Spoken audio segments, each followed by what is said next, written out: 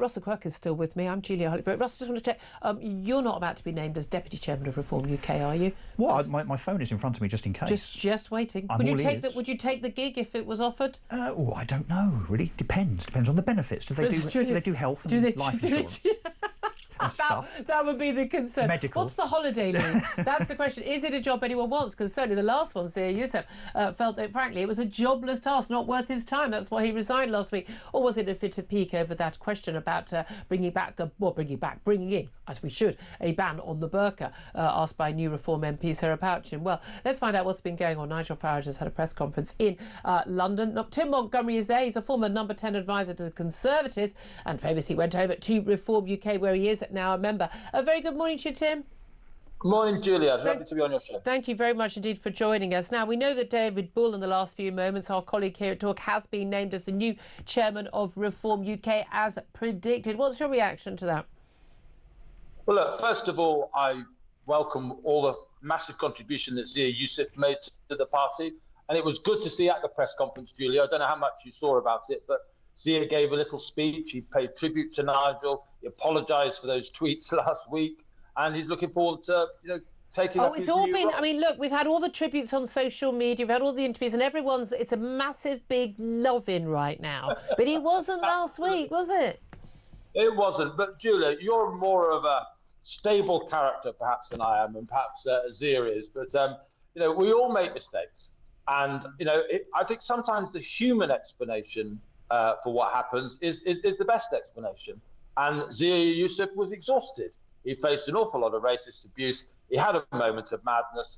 And fortunately, that's what we correct. And although he's resigned and he's come back to the party, he's not come back as chairman. That is a big job. He had played a massive role. We all know that, in terms of setting up sort of the campaign on the ground, because it's all very well having some polls saying you're doing well. It's all very well doing well on Twitter or X, whatever it's called this week. But actually, you need people on the ground. You need the leaflets. You need people going to door to door. You need that ground, those ground troops. And that's what he's been setting up. Oh, and the small matter of actually finding a load of people to stand as candidates, both in local elections and general elections.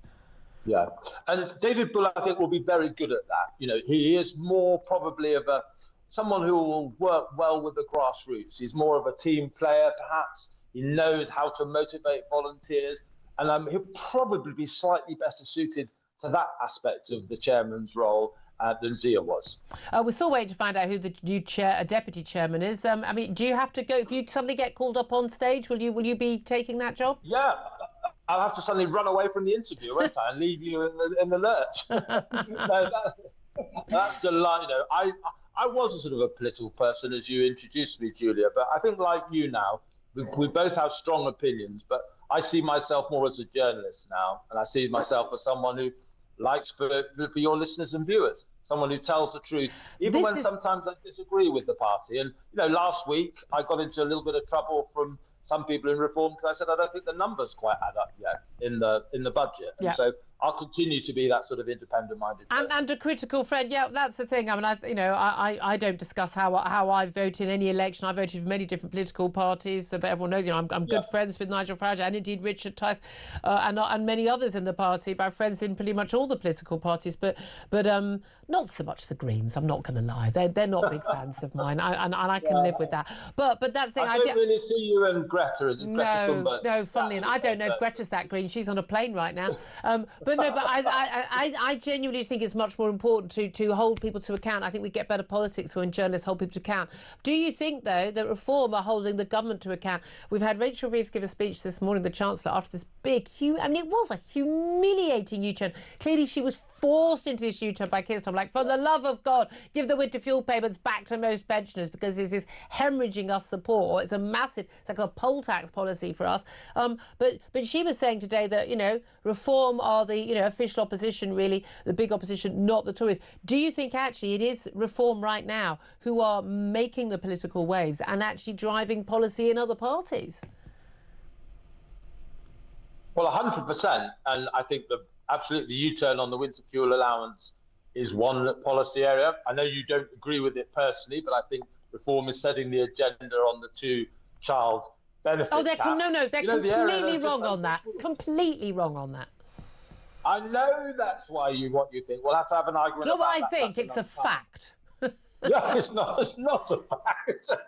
But let's look for a bit of unity between us, Julia, and that's I just wish Reform was setting the pace on the small boats crisis, because that still is the #1 security issue facing this country.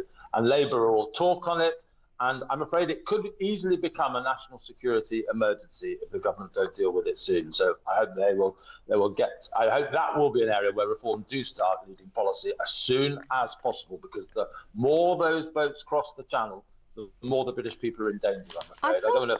I still haven't quite worked out what Reform are going to do on that front. I know, like, leaving the ECHR, European Convention on Human Rights, they'll probably want to clear out a load of lawyers. My God, you're going to be looking at employment tribunal after employment tribunal. The lawyers will be having a field day at that. I'm thinking you're probably going to have to dump an awful lot of civil servants, frankly, those ones at the Foreign Office who write letters and say, oh, we don't like the policy, and being told to resign. There's an awful lot of that going on. But the reality is, when the government, when Reform say, if we're in government, we won't be spending, 4.9 billion on, and it'll be going up, on asylum seekers, we're going to be deporting those people. That's not going to happen on day one. Those people are still going to be coming, and those people are still going to need to be put somewhere, maybe not in a hotel, in a camp. You're going to have to build that. You're going to have to, I mean, it's all very good, and I'm liking the sound and the direction of travel. But government doesn't happen that quickly. It doesn't happen that quickly, but I think if we make it absolutely clear that not a single person more will land on the shores of England, or if they do land, they'll be immediately sent to a reprocessing centre.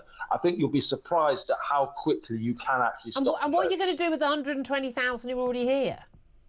Well, they have to have their applications processed much more quickly, obviously.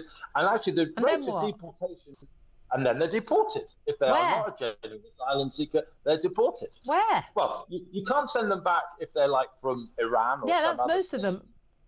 But there are also other people that are still in. So what are we going to do with the ones from Afghanistan and Iran? What are we going to do with them? Well, I'm afraid they probably can't be deported if they can't be sent to a safe place. So what are we going to do with them? People who can be deported. Well, we're still going to have to look after them then. So a lot of the savings Reform say they're going to make, they're not going to make.